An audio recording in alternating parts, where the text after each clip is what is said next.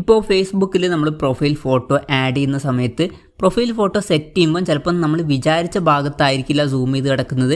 അതുപോലെ തന്നെ ചിലപ്പം സൂം ഔട്ടായിട്ടോ അല്ലെങ്കിൽ സൂം ഇൻ ആയിട്ടൊക്കെ ആയിരിക്കും കിടക്കുന്നുണ്ടാവുക. ഈ ഒരു വീഡിയോയിൽ നമ്മൾ നോക്കാൻ പോകുന്നത് ഫേസ്ബുക്കിൽ പ്രൊഫൈൽ ഫോട്ടോ അപ്ലോഡ് ചെയ്യുമ്പോൾ അതെങ്ങനെ ക്രോപ്പ് ചെയ്യാം എന്നുള്ളതിനെ കുറിച്ചിട്ടാണ്.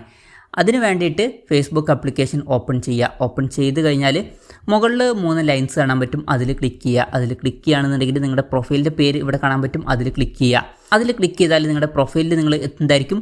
മുകളിൽ പ്രൊഫൈൽ ഫോട്ടോ കാണാൻ പറ്റും, അതിൽ ക്ലിക്ക് ചെയ്യുക. ക്ലിക്ക് ചെയ്യുകയാണെന്നുണ്ടെങ്കിൽ ചൂസ് പ്രൊഫൈൽ പിക്ചർ എന്നുള്ള ഓപ്ഷൻ കാണാൻ പറ്റും, അതിൽ ക്ലിക്ക് ചെയ്യുക. അതിൽ ക്ലിക്ക് ചെയ്യുകയാണെന്നുണ്ടെങ്കിൽ ഗാലറിയിൽ എത്തുന്നതായിരിക്കും. നിങ്ങൾക്ക് ഗാലറിയിൽ നിന്ന് ഇഷ്ടമുള്ള ഫോട്ടോ സെലക്ട് ചെയ്യാവുന്നതാണ്. അല്ലാന്നുണ്ടെങ്കിൽ മുകളിൽ അപ്ലോഡ്സ് എന്നുള്ള ഓപ്ഷൻ കാണാൻ പറ്റും, അതിൽ ക്ലിക്ക് ചെയ്യുക. ക്ലിക്ക് ചെയ്തിട്ട് നിങ്ങളുടെ ഫേസ്ബുക്ക് പ്രൊഫൈലിലുള്ള ഫോട്ടോസ് സെലക്ട് ചെയ്യാവുന്നതാണ്. എന്തായാലും ഞാനൊരു എക്സാമ്പിളിന് ഈ ഒരു ഫോട്ടോ സെലക്ട് ചെയ്യുകയാണ്. ഇപ്പം ഇതെങ്ങനെയാണ് കിടക്കുന്നത്. ഇപ്പം ഇവിടുന്ന് നീക്കാൻ നോക്കിയാൽ നീക്കാൻ കഴിയുന്നില്ല.